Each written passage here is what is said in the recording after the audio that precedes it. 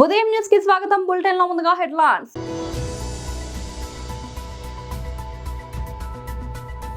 తెలంగాణ భవన్లో బీఆర్ఎస్ ప్రధాన కార్యదర్శి టి జీవన్ రెడ్డి విలేకరుల సమావేశం. కర్నూలు జిల్లాలో వెలుగోడు రిజర్వాయర్ ను రాయలసీమలోని వైఎస్ఆర్సీపీ నాయకులు పరిశీలన.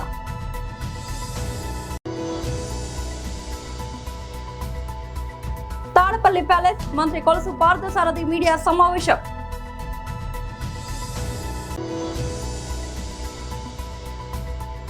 రాష్ట్రాల విద్యాశాఖ మంత్రులకు సిజేపీ చీఫ్ అభిజిత్ దీప్ కే లేఖ.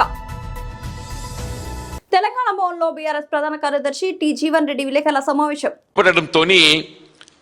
దిగువ మేడిగడ్డ వద్ద మనకు 100 మీటర్ల లెవెల్తోని మనకు పుష్కలంగా నీరు పొందే అవకాశం ఉంటుంది అని ఒప్పందం చేసుకొని మేడిగడ్డ నుండి అన్నారంకి వెళ్ళి సుందిల్లకి వెళ్ళి ఎల్లంపల్లి ఎగువ ప్రాంతానికి అంతటికి నీటిని తరలింపు చేసే విధంగా ప్రాజెక్ట్ నిర్మాణం చేసి వినియోగులకు తెస్తే సరే, ఇట్స్ అన్ఫార్చునేట్ మేడిగడ్డలో ఒక బ్యారేజ్లో ఒక 4 పియర్స్ పలుగులు వచ్చినాయి. దాన్ని నువ్వు ఏ విధంగా మరమ్మతు చేసుకోవాలి అది ఆలోచన చేయకుండా ఇంతవరకు కుట్రలు కుతంత్రాలతో ఏదైతుందో అసలు మొత్తం కాళేశ్వరం ప్రాజెక్టే కూలేశ్వరం అయిపోయింది. 1,00,000 కోట్లు వృధా అయిపోయినాయి, నీళ్ళలో వచ్చినట్టు అయిపోయింది. రేవంత్ రెడ్డి ప్రభుత్వం ఎంతవరకు ఏదైతుందో కుట్రలు కుతంత్రాలు కాళేశ్వరం ప్రాజెక్టే అసలు అది వినియోగులకు వచ్చే అవకాశం లేదనే విధంగా ఏదైతుందో ఇవాళ ప్రయత్నం చేస్తే ఇవాళ ఏదైతుందో కేంద్ర జల విద్యుత్ పరిశోధన సంస్థ వాళ్ళు ఏదైతుందో యాక్చువల్లీ ఎన్డిఎస్ఏ రిపోర్టే దాదాపు సంవత్సరాల కాలం క్రితం పంపిస్తే దాన్ని నానబెట్టిండ్రు. అల్టిమేట్లీ ఏదైతుందో వీళ్ళు బీఆర్ఎస్ పార్టీ ఒత్తిడి మేరకు హరీష్ రావు గారు ఫ్లోర్ ఆఫ్ ది హౌసే కానీ కేటీఆర్ గారు ప్రజాక్షేత్రంలో కానీ ఒత్తిడి తేవడంతో ఏదైతున్నదో వీళ్ళ ఈ కేంద్ర జల విద్యుత్ పరిశోధన సంస్థకు దీన్ని పరిశీలించడానికి అప్పగిస్తే వాళ్ళు రిపోర్ట్ ఇచ్చి దాదాపు 4-5 రోజులు గడుస్తుంది. వీళ్ళ మేడిగడ్డకు సంబంధించి out of 8 blocks 7 blocks are intact. మీకు 1 నుండి 6 వరకు and also 8th block 7 blocks are intact. Only in 7th బ్లాకే ఒక 4 పియర్స్ ఏదైతుందో కొత్త ప్రశ్నార్థకంగా ఉందని చెప్పింది. కర్నూలు జిల్లాలో వెలుగోడు రిజర్వాయర్ ను రాయలసీమలోని వైఎస్ఆర్సీపీ నాయకులు పరిశీలన. మాత్రమే మనం నీళ్లు తీసుకోవాల్సిందే తప్ప, అందుకే ఆనాటి దివంగత నేత రాజశేఖర రెడ్డి గారు మొత్తం కూడా ఈ 851 అడుగులకు నీళ్లు ఏప్రిల్ మార్చి వరకు ఎటువంటి పరిస్థితుల్లో తగ్గడానికి వీల్లేదని జీవో ఇచ్చి మొత్తం తర్వాత కిందికి నీళ్లు ఇచ్చే పరిస్థితి ఉన్నది. కానీ ఇప్పుడు మాత్రం ఆ పరిస్థితి లేదు. మనకు రాయలసీమకు అన్యాయం జరిగింది. అందుకే రాయలసీమ రైతులందరినీ కూడా మీరు చైతన్యవంతులు కావాల్సిందే. ఎన్ని మేము ఉద్యమాలు చేసినా, మేము ఏం మాట్లాడినా కూడా మీలో చైతన్యం లేకపోతే మాత్రం మీరు ముందుకు రాకుండా మేమైతే ఏదైతే ఉద్యమాలు కానీ లేకుండా ఇట్లా మేము చేస్తామో ధర్నాలు కానీ ఇట్లా మనము సందర్శనలు కానీ చూస్తే మీరు రాకపోతే మాత్రం ఖచ్చితంగా ఇబ్బంది అయిపోతుంది. కాబట్టి మీరు కూడా రాకపోతే మీరు రాయలసీమ ప్రాంతాన్ని శాశ్వతంగా అన్యాయం చేసిన అయిపోతుంది. దాంతోపాటు మీ పిల్లలు కూడా రేపు రాబోయే కాలంలో మనకు నీళ్లు లేని పరిస్థితి ఉంటుంది. కాబట్టి ఖచ్చితంగా మన హక్కును రాయలసీమకి ఏదైతే మనకి ఎస్ఆర్బీసీ నుంచి మనకు 19 టీఎంసీలు నీళ్ళు రావాల్సిన పరిస్థితి ఉండేదాన్ని మనం ఖచ్చితంగా మనకి ఏదో అష్యూర్డ్ వాటర్ ఏదుందో ఖచ్చితంగా ఆ నీళ్లు రావడానికి మనం అందరం కూడా మనం రాయలసీమ ప్రాంత రైతులందరూ కూడా దీనికోసం ఉద్యమించాల్సిన అవసరం ఉంది. ఏదో ఈరోజు తెలుగుదేశం వాళ్ళు పోలీసులతో మమ్మల్ని నిలబెట్టడం జరుగుతుంది. మేమేదో మీరు పోలీసులకు మేమంతా కూడా మీకు రెస్పెక్ట్ ఇచ్చి మేమంతా కూడా మీరు అడ్డుకోరు. మేమేదో కేవలం మా నాయకులు మేమందరూ కూడా ఇన్ఛార్జీలు అందరూ కూడా ఒకసారి చూసేస్తే పోతిరెడ్డి పరిస్థితి ఏదైనా తెలుసుకోవడానికి ఉద్దేశంతో వస్తే పోలీసులు ఈ విధంగా అడ్డుకోవడం అనేది మాత్రం చాలా తప్పు. ఖచ్చితంగా దీన్ని పోలీసు వాళ్ళు కూడా మీరు ఆలోచించండి.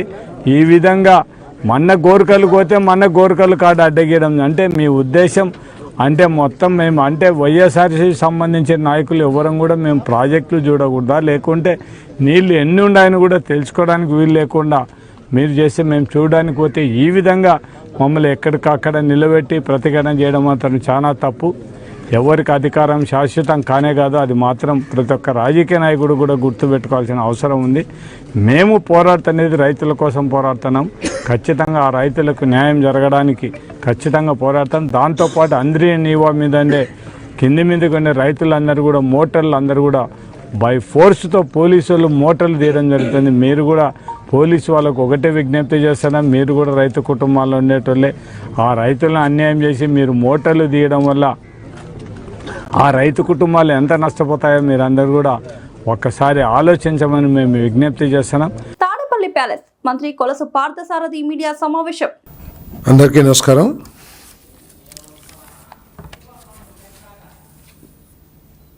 భారతదేశంలో జరిగిన పెద్ద స్కామ్స్లో ఆంధ్రప్రదేశ్లో గత ప్రభుత్వంలో జరిగిన లిక్కర్ స్కామ్ ఒక పెద్ద స్కామ్ అని చెప్పేసి తెలియజేస్తా ఉన్నా. నేను పోయిన గవర్నమెంట్లో జగన్మోహన్ రెడ్డి గారి హయాంలో దాదాపు 3,500 కోట్ల లిక్కర్ స్కామ్ బయటపడిన విషయం అందరికీ తెలిసిందే. ఎన్నికల్లో రాజకీయ లబ్ధి కోసం మద్యపాన నిషేధం అంటూ ఊరూరా చెప్పి అధికారంలోకి వచ్చిన తర్వాత మద్యం పాలసీని ఏ విధంగా తన స్వార్థం కోసం వాడుకోవచ్చో, ఏ విధంగా వేల కోట్ల రూపాయలు దోచుకోవచ్చో దాని ఆధారంగా చేసుకుని దానికోసం ఒక పాలసీని తయారు చేసి దేశంలో అతిపెద్ద స్కామ్ని గత ప్రభుత్వంలో ఆవిష్కరించిందని చెప్పేసి ఈ సందర్భంగా తెలియజేస్తా ఉన్నాను. నేను మద్యం ఉత్పత్తి చేసే డిస్టిలరీల దగ్గర నుంచి డీలర్ని నియమించడం నుంచి రవాణా, హోలోగ్రామ్స్ అన్ని విషయాల్లో కూడా ఏ విధంగా డబ్బులు దోచుకుంది, ఆ డబ్బుల్ని ఏ విధంగా డెన్స్లో దాచింది, డెన్లో దాచిన డబ్బు కూడా ఏ విధంగా బయటపడింది అన్నీ కూడా సాక్ష్యాలతో సహా మనం చూసాం. ఇంత జరిగినా కూడా వైఎస్ఆర్సీపీకి ఒక సిద్ధాంతంగా మారింది ఏంటంటే ప్రతి విషయాన్ని రాజకీయం చేసి అది ప్రజలకి నష్టం చేసేదా, అది అవినీత, అది దోపిడీయా, అవన్నీ దేనికి సంబంధం లేదు.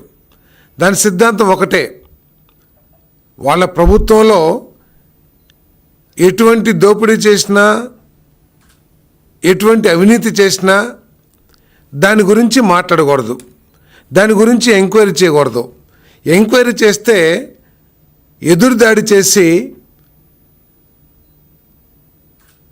మా మీద కక్ష కట్టి మా మీద కుట్రతో ఇటువంటివన్నీ కూడా చేస్తున్నారని చెప్పేసి ప్రజల దృష్టిని మరల్చడానికి తమ పాపాలని దాచుకోవటానికి ప్రయత్నం చేస్తుందని చెప్పేసి ఈ సందర్భంగా నేను తెలియజేస్తా ఉన్నాను. నేను అంటే ఈ ఎదురుదాడి ద్వారా కులాల్ని, మతాల్ని, రాజకీయాల్ని వినియోగించి వారు చేసిన పాపాల నుంచి రక్షణ పొందడానికి ప్రయత్నం చేయడం చాలా దారుణం అని చెప్పేసి కూడా ఈ సందర్భంగా తెలియజేస్తా ఉన్నాను. నేను దేశవ్యాప్తంగా ప్రభుత్వ పాఠశాలల స్థితిగతులను మెరుగుపరచడమే లక్ష్యంగా కాక్రోచ్ జనతా పార్టీ సంస్థ కీలక ముందడుగు వేసింది. ఇందులో భాగంగా ఆ సంస్థ ప్రతినిధి అభిజిత్ దీప్కి అన్ని రాష్ట్రాల విద్యాశాఖ మంత్రులకు లేఖలు రాశారు. విద్యను అత్యంత ప్రాధాన్యత కలిగిన అంశంగా పరిగణించాలని ఆయన తన లేఖలో విజ్ఞప్తి చేశారు. ప్రభుత్వ పాఠశాలల పనితీరు, మౌలిక సదుపాయాలు, విద్యార్థుల ప్రవేశాలు, ఉపాధ్యాయ ఖాళీలు వంటి కీలక అంశాలకు సంబంధించి రాష్ట్రాల వారీగా సమగ్రమైన, పారదర్శకమైన గణాంకాలను అందజేయాలని అభిజిత్ దీప్కే కోరారు. దేశంలోని ప్రభుత్వ పాఠశాలల ప్రస్తుత దుస్థితిపై సిజేపీ ఆందోళన వ్యక్తం చేసింది. వివిధ రాష్ట్రాల్లోని పాఠశాలల స్థితిగతులను బేరీజు వేయడానికి, వ్యవస్థలోని లోపాలను గుర్తించి సరిదిద్దడానికి ఈ సమాచారం ఎంతో దోహదపడుతుందని సంస్థ అభిప్రాయపడింది. వివిధ రాష్ట్రాల నుంచి సేకరించిన ఈ సమాచారాన్ని విశ్లేషించడం ద్వారా విద్యా వ్యవస్థలో గుణాత్మక మార్పులు తీసుకురావడానికి అవసరమైన చర్యలు చేపట్టవచ్చని అభిజిత్ దీప్కే తన లేఖలో పేర్కొన్నారు. ప్రభుత్వ విద్యారంగంలో జవాబుదారీతనం, పారదర్శకతను పెంపొందించడమే ధ్యేయంగా సిజేపీ ఈ బృహత్తర కార్యక్రమానికి శ్రీకారం చుట్టింది. రాబోవు మున్సిపల్ ఎలక్షన్లలో ముస్లిం వ్యక్తికి మేయర్ పదవి ఇవ్వాలని డిమాండ్ చేసిన ముస్లిం పెద్దలు నేడు స్థానిక కోటామిట్ట యూసుఫియా మసీద్ సెంటర్లో ముస్లింల విలేకరుల సమావేశం నిర్వహించారు.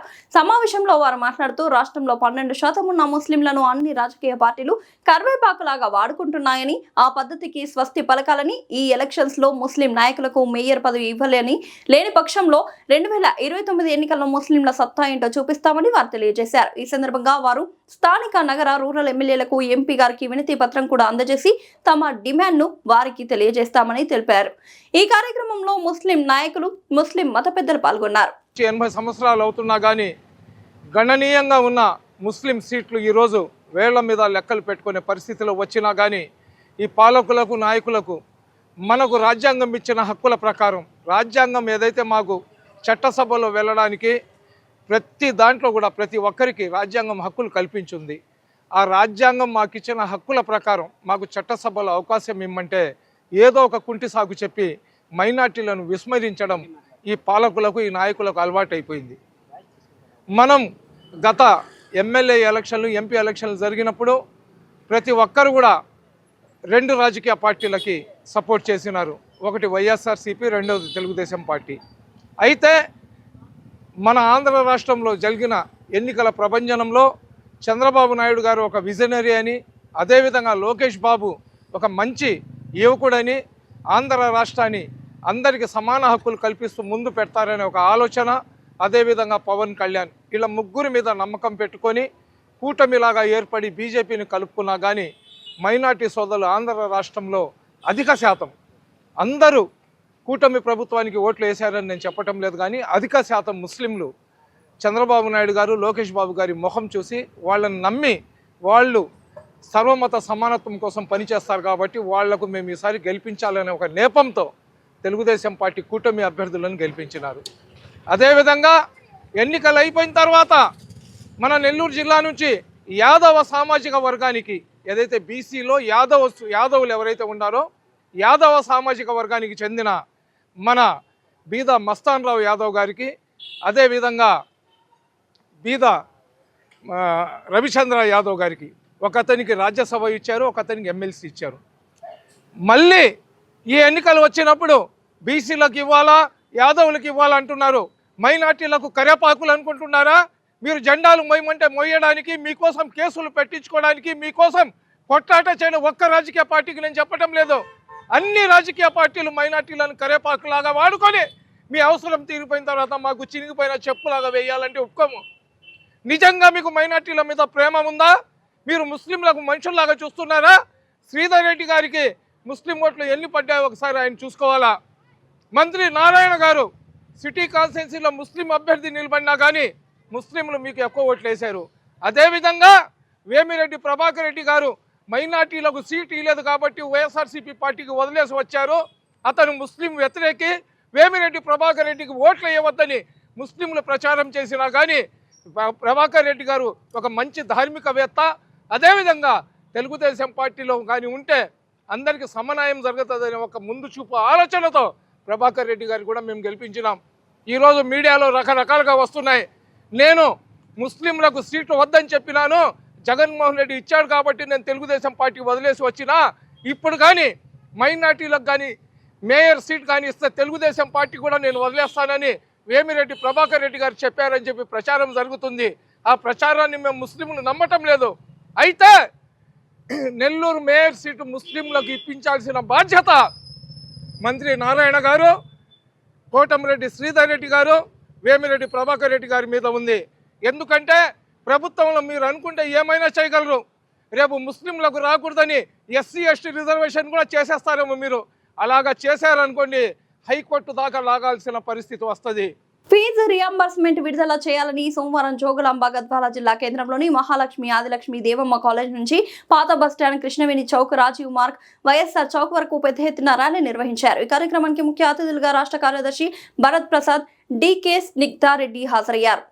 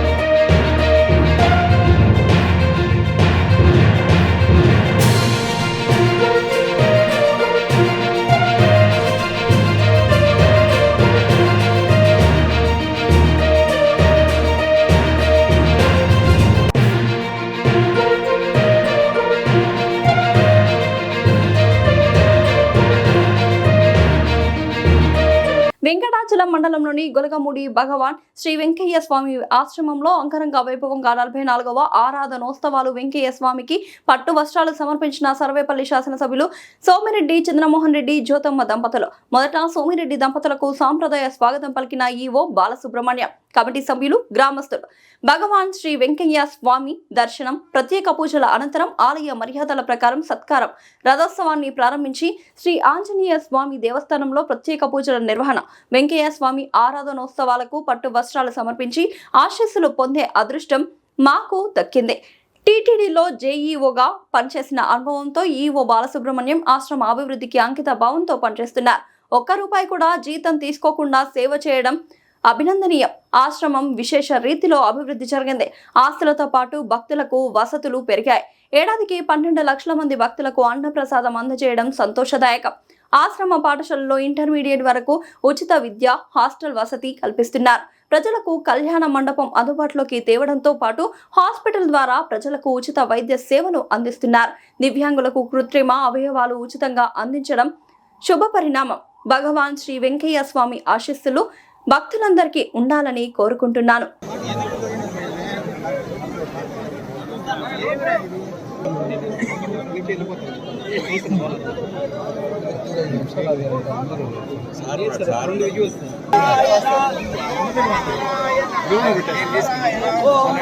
గొలగమూడి వెంకయ్య స్వామి 44వ ఆరాధనోత్సవం.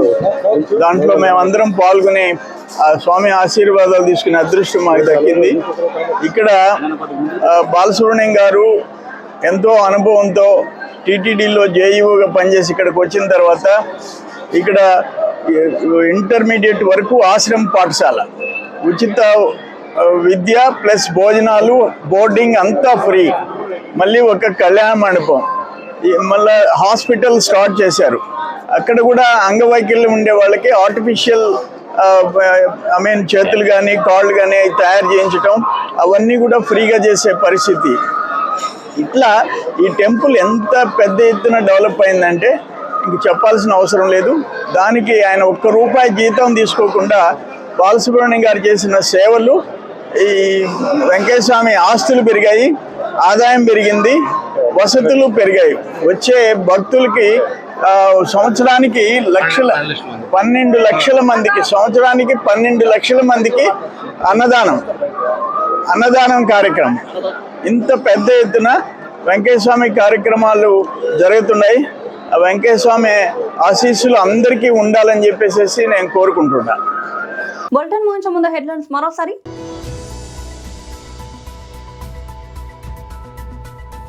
తెలంగాణ భవన్లో బీఆర్ఎస్ ప్రధాన కార్యదర్శి టి జీవన్ రెడ్డి విలేకరుల సమావేశం. కర్నూలు జిల్లాలో వెలుగోడు రిజర్వాయర్ ను రాయలసీమలోని వైఎస్ఆర్సీపీ నాయకులు పరిశీలన.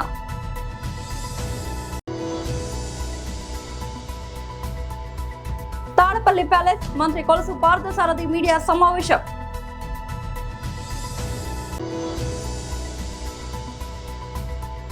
రాష్ట్రాల విద్యాశాఖ మంత్రులకు సిజేపీ చీఫ్ అభిజిత్ దీప్కే లేఖ. ఇది వాళ్ళ బులెటిన్ అప్డేట్. మరొక బులెటిన్ కలుద్దాం. అంతవరకు సెలవు.